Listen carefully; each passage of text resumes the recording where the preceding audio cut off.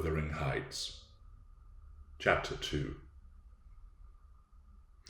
Yesterday afternoon set in misty and cold. I had half a mind to spend it by my study fire, instead of wading through heath and mud to Wuthering Heights. On coming up from dinner, however, note well, I dine between 12 and 1 o'clock. The housekeeper, a matronly lady, taken as a fixture along with the house, could not, or would not, comprehend my request that I might be served at 5. On mounting the stairs with this lazy intention and stepping into the room, I saw a servant girl on her knees, surrounded by brushes and coal scuttles, and raising an infernal dust as she extinguished the flames with heaps of cinders. This spectacle drove me back immediately. I took my hat, and after a 4 miles walk, arrived at Heathcliff's garden gate, just in time to escape the first feathery flakes of a snow shower. On that bleak hill-top the earth was hard with a black frost, and the air made me shiver through every limb. Being unable to remove the chain, I jumped over, and running up the flagged causeway bordered with straggling gooseberry bushes, knocked vainly for admittance, till my knuckles tingled and the dogs howled. "Wretched inmates!" I ejaculated mentally. "You deserve perpetual isolation from your species for your churlish inhospitality. At least I would not keep my doors barred in the daytime. I don't care. I will get in." So resolved, I grasped the latch and shook it vehemently. Vinegar-faced Joseph projected his head from a round window of the barn. "What are ye for?" he shouted. "Took Meisters down into t' fold. Go round by end at Lath if ye want to speak to him." "Is there nobody inside to open the door?" I hallooed responsively. "There's nobbut t' missus, and she'll not open it till you mak your flace and din's till neat." "Why? Can you not tell her who I am, Joseph?" "None o' me. I'll hand a hand with it," muttered the head, vanishing. The snow began to drive thickly. I seized the handle to essay another trial, when a young man without coat and shouldering a pitchfork appeared in the yard behind. He hailed me to follow him, and after marching through a wash-house and a paved area containing a coal-shed, pump, and pigeon cot, we at length arrived in the huge, warm, cheerful apartment where I was formally received. It glowed delightfully in the radiance of an immense fire, compounded of coal, peat, and wood, and near the table, laid for a plentiful evening meal, I was pleased to observe the Mrs., an individual whose existence I had never previously suspected. I bowed and waited, thinking she would bid me take a seat. She looked at me, leaning back in her chair, and remained motionless and mute. "Rough weather," I remarked. "I am afraid, Mrs. Heathcliff, the door must bear the consequence of your servant's leisure attendance. I had to work to make them hear me." She never opened her mouth. I stared. She stared also. At any rate, she kept her eyes on me in a cool, regardless manner, exceedingly embarrassing and disagreeable. "Sit down," said the young man gruffly. "You'll be in soon." I obeyed and hemmed, and called the villain Juno, who deigned, at this second interview, to move the extreme tip of her tail in token of owning my acquaintance. "A beautiful animal," I commenced again. "Do you intend parting with the little ones, madam?" "They're not mine," said the amiable hostess, more repellingly than Heathcliff himself could have replied. "Ah, your favourites are among these?" I continued, turning to an obscure cushion full of something like cats. "A strange choice of favourites," she observed scornfully. Unluckily, it was a heap of dead rabbits. I hemmed once more, and drew closer to the hearth, repeating my comment on the wildness of the evening. "You should not have come out," she said, rising and reaching from the chimney-piece 2 of the painted canisters. Her position before was sheltered from the light. Now I had a distinct view of her whole figure and countenance. She was slender, and apparently scarcely past girlhood, an admirable form, and the most exquisite little face that I have ever had the pleasure of beholding. Small features, very fair, flaxen ringlets, or rather golden, hanging loose on her delicate neck, and eyes, had they been agreeable in expression, that would have been irresistible. Fortunately, for my susceptible heart, the only sentiment they evinced hovered between scorn and a kind of desperation, singularly unnatural to be detected there. The canisters were almost out of her reach. I made a motion to aid her. She turned upon me as a miser might turn if anyone attempted to assist him in counting his gold. "I don't want your help," she snapped. "I can get them for myself." "I beg your pardon," I hastened to reply. "Were you asked to tea?" she demanded, tying an apron over her neat black frock and standing with a spoonful of the leaf poised over the pot. "I shall be glad to have a cup," I answered. "Were you asked?" she repeated. "No," I said, half smiling. "You are the proper person to ask me." She flung the tea back, spoon and all, and resumed her chair in a pet, her forehead corrugated and her red underlip pushed out, like a child's ready to cry. Meanwhile, the young man had slung onto his person a decidedly shabby upper garment, and erecting himself before the blaze, looked down on me from the corner of his eyes, for all the world as if there were some mortal feud unavenged between us. I began to doubt whether he were a servant or not. His dress and speech were both rude, entirely devoid of the superiority observable in Mr. and Mrs. Heathcliff. His thick brown curls were rough and uncultivated. His whiskers encroached bearishly over his cheeks, and his hands were embrowned like those of a common labourer. Still, his bearing was free, almost haughty, and he showed none of a domestic's assiduity in attending on the lady of the house. In the absence of clear proofs of his condition, I deemed it best to abstain from noticing his curious conduct, and 5 minutes afterwards the entrance of Heathcliff relieved me, in some measure, from my uncomfortable state. "You see, sir, I am come according to promise," I exclaimed, assuming the cheerful, "and I fear I shall be weather-bound for half an hour, if you can afford me shelter during that space." "Half an hour," he said, shaking the white flakes from his clothes. "I wonder you should select the thick of a snowstorm to ramble about in. Do you know that you run a risk of being lost in the marshes? People familiar with these moors often miss their road on such evenings, and I can tell you there is no chance of a change at present." "Perhaps I can get a guide among your lads, and he might stay at the Grange till morning. Could you spare me one?" "No, I could not." "Oh, indeed. Well, then I must trust to my own sagacity." "You going to make the tea?" demanded he of the shabby coat, shifting his ferocious gaze from me to the young lady. "Is he to have any?" she asked, appealing to Heathcliff. "Get it ready, will you?" was the answer, uttered so savagely that I started. The tone in which the words were said revealed a genuine bad nature. I no longer felt inclined to call Heathcliff a capital fellow.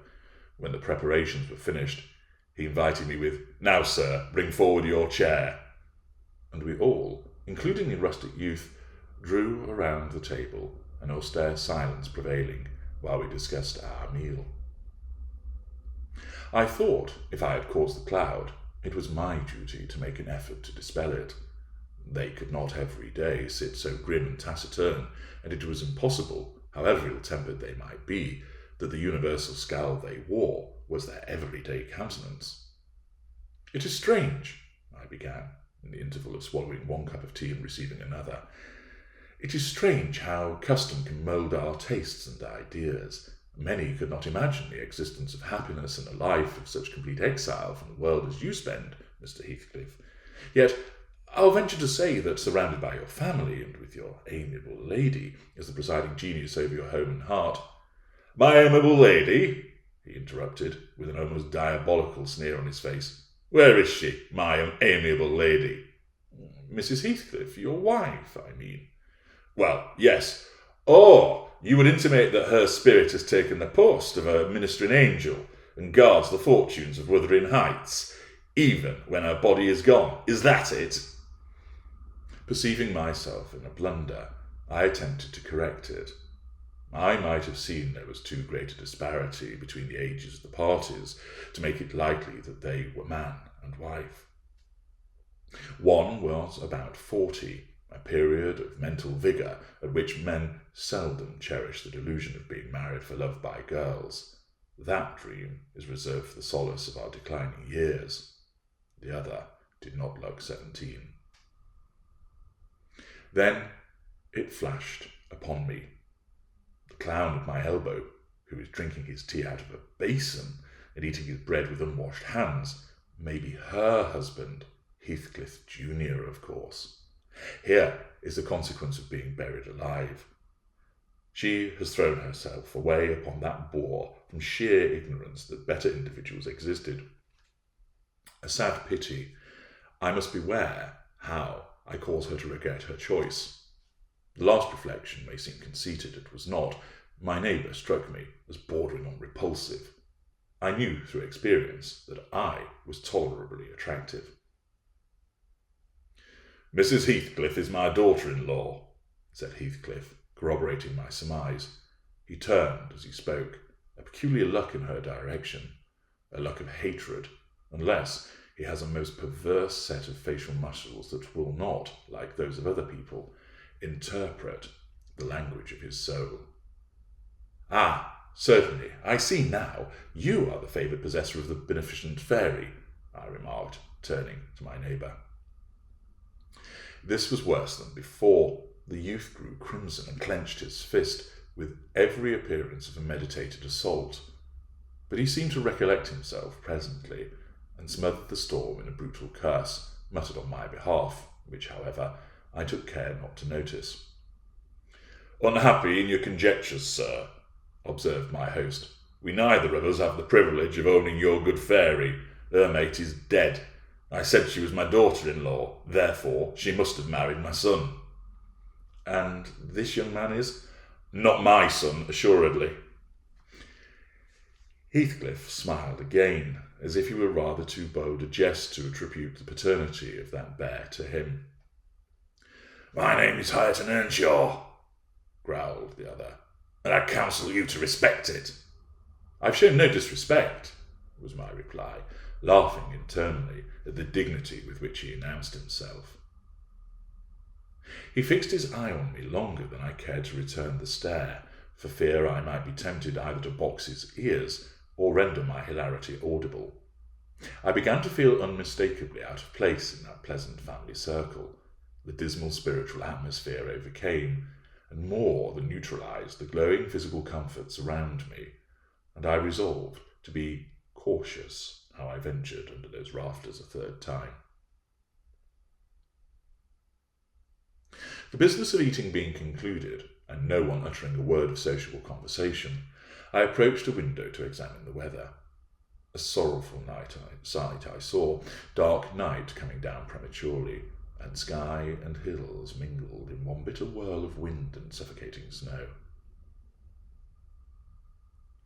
I don't think it's possible for me to get home now without a guide, I could not help exclaiming. The roads will be buried already, and if they were bare, I could scarcely distinguish a foot in advance.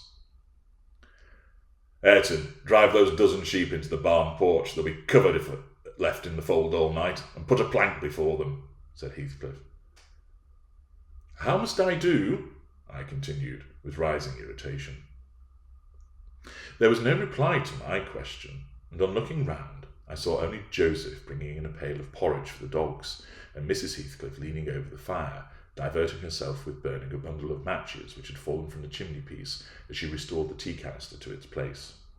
The former, when he had deposited his burden, took a critical survey of the room, and in cracked tones grated out, I wonder how you can fashion to stand there idleness and war, when all and gem's gone out. But you're an out, and it's no use talking.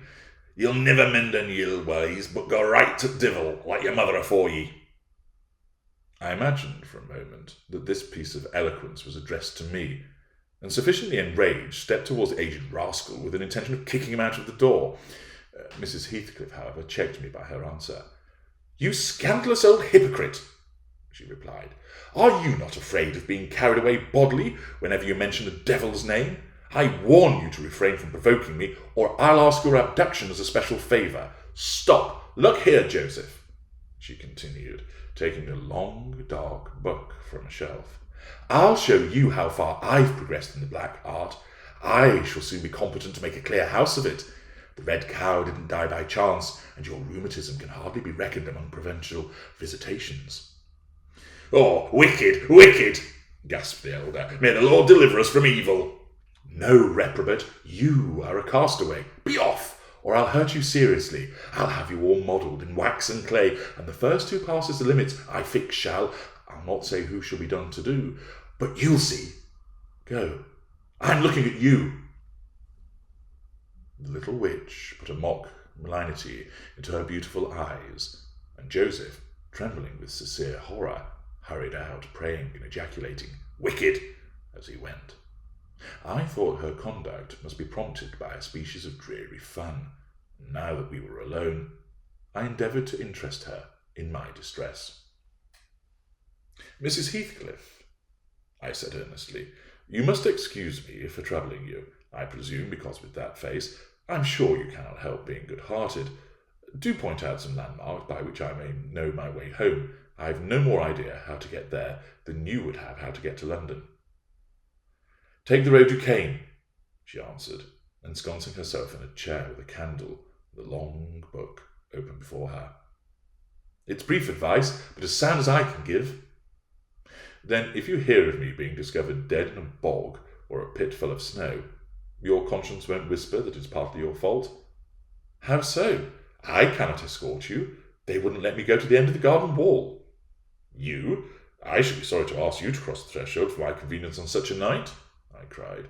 "I want you to tell me my way, not to show it, or else to persuade Mr. Heathcliff to give me a guide." "Who?" "There is himself, Earnshaw, Zillah, Joseph, and I. Which would you have?" "Are there no boys at the farm?" "No, those are all." "Then it follows that I am compelled to stay." "That you may settle with your host. I have nothing to do with it." "I hope it will be a lesson to you to make no more rash journeys on these hills," cried Heathcliff's stern voice from the kitchen entrance. "As to staying here, I don't keep accommodations for visitors. You must share a bed with Ayrton or Joseph if you do." "I can sleep on a chair in this room," I replied. No, a stranger is a stranger, be he rich or poor. It will not suit me to permit anyone the range of the place while I am off guard," said the unmanly wretch. With this insult, my patience was at an end. I uttered an expression of disgust and pushed past him into the yard, running against Earnshaw in my haste. It was so dark that I could not see the means of exit, and as I wandered round, I heard another specimen of their civil behaviour amongst each other. At first the young man appeared to befriend me. "I'll go with him as far as the park," he said. "You'll go with him to hell," exclaimed his master, or whatever relation he bore. "And who is to look after the horses, eh?" "A man's life is of more consequence than one evening's neglect of the horses. Somebody must go," murmured Mrs. Heathcliff, more kindly than I expected. "Not at your command," retorted Hareton. "If you set store on him, you'd better be quiet." "Then I hope his ghost will haunt you, and I hope Mr. Heathcliff will never get another tenant till the Grange is a ruin," she answered sharply. Hearken, she was cursing on him," muttered Joseph, towards whom I had been steering. He sat within earshot, milking the cows by the light of a lantern, which I seized unceremoniously, and calling out that I would send it back on the morrow, rushed to the nearest postern. Master, he's stealing the lantern," shouted the ancient, pursuing my retreat. "Hey, Gnasher! Hey, dog! Hey, wolf! Hold him! On opening the little door, two hairy monsters flew at my throat, bearing me down, and extinguishing the light, while a mingled guffaw from Heathcliff and Hareton put the copestone on my rage and humiliation. Fortunately, the beasts seemed more bent on stretching their paws, and yawning, and flourishing their tails, than devouring me alive, but they would suffer no resurrection, and I was forced to lie till their malignant masters pleased to deliver me. Then, hatless and trembling with wrath, I ordered the miscreants to let me out. on their peril to keep me 1 minute longer, with several incoherent threats of retaliation that, in their infinite depth of virulency, smacked of King Lear. The vehemence of my agitation brought on a copious bleeding at the nose, and still Heathcliff laughed, and still I scolded. I don't know what would have concluded the scene had there not been one person at hand, rather more rational than myself, and more benevolent than my entertainer. This was Zillah, the stout housewife, who at length issued forth to inquire into the nature of the uproar. She thought that some of them had been laying violent hands on me, and not daring to attack her master, she turned her vocal artillery against the younger scoundrel. "Well, Mr. Earnshaw," she cried, "I wonder what you'll have to eat next. Are we going to murder folk on our very doorstones? I see this house will never do for me. Look at poor lad, he's fair choking. Wisht, wisht, you must go on, Nins. Come in, and I'll cure that. There now, hold ye still." With these words, she suddenly splashed a pint of icy water down my neck, and pulled me into the kitchen. Mr. Heathcliff followed, his accidental merriment expiring quickly in his habitual moroseness. I was sick exceedingly, and dizzy, and faint, and thus compelled perforce to accept lodgings under his roof. He told Zillah to give me a glass of brandy, and then passed on to the inner room, while she condoled with me on my sorry predicament, and having obeyed his orders, whereby I was somewhat revived, ushered me to bed.